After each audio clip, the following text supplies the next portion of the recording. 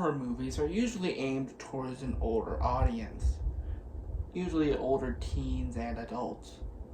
But in 2012 came a film called Paranorman, which made a horror movie aimed for children. And I'm not just talking about like a standard kids film with spooky themes, but a flat-out horror movie that kids can watch and enjoy. Sure, there's some funny bits, but there are some moments that are genuine terrifying. So let's look at the story. The film is about a boy named Norman who can see dead people. These dead people have some unfinished business to do, and they pretty much didn't accomplish that much stuff when they were alive. Oh, everyone sees Norman as a freak because they think, well, he can see dead people. That's not weird. That's not normal. He must be crazy. But another guy who can talk to dead people, played by John Goodman, says that there's a witch's curse because there was a witch who got killed in his hometown. So John Goodman dies, so Norman has to read a bedtime story to the witch so that she won't wake up and raise the dead. Norman fails to read and the dead rise, so Norman and his friends have to stop this. The film was made by Leica Studios, who also did Coraline. This is their second ever movie, and it makes sense that they would do something a little bit similar to Coraline. A child as the main character, and have it be a bit of a horror film aimed at kids. But to be honest, it kind of doesn't really feel like a kids film. It more feels like not a kids film that would be made today, more a kids film that would come out in the 80s. Like, this almost feels like it. This feels exactly like an 80s kids movie.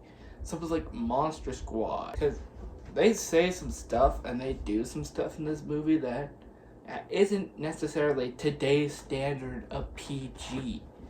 Yeah, this is one of those few movies that come out nowadays that actually deserve a PG rating. Shocking, I know. Now, all the characters have their certain little likabilities to them. Norman as the weird kid who likes horror stuff. All characters are a bit odd and quirky. Sort of like the average characters in a Tim Burton movie, pretty much.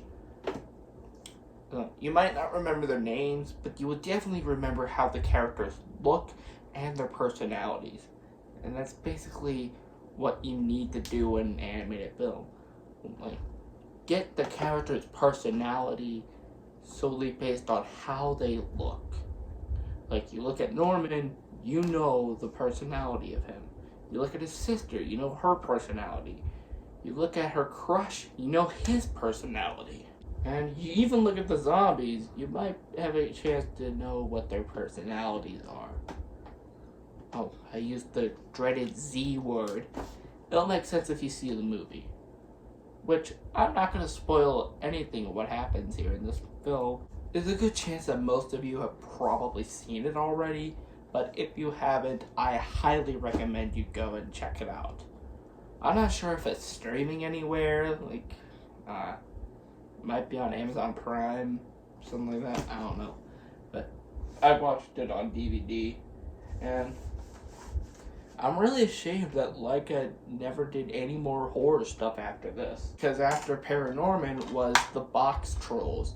And the reason this DVD is the way it was because Noah gave it to me from a library. And it's a Blu-ray cover, but it's in a DVD case. And it's just a DVD. Libraries are weird. Don't get movies from libraries. They're weird. That came the Box Trolls, which was more of like a fantasy comedy thing. It was Kumo Two Strings, which was like an action samurai kind of thing. And there was Missing Link, which was a buddy travel film, a buddy road trip movie with a Sasquatch. So it's a bit disappointing that we most likely won't see another horror film from Laika, but the two that we got, Coraline and Paranorman, they were really good. I don't know which ones I would say are better than the other, but they're both really great movies, and Coraline might get a future review if we decide to make this an annual series. But either way, check Paranorman out. And thus, another story told in the House of Terror comes to an end.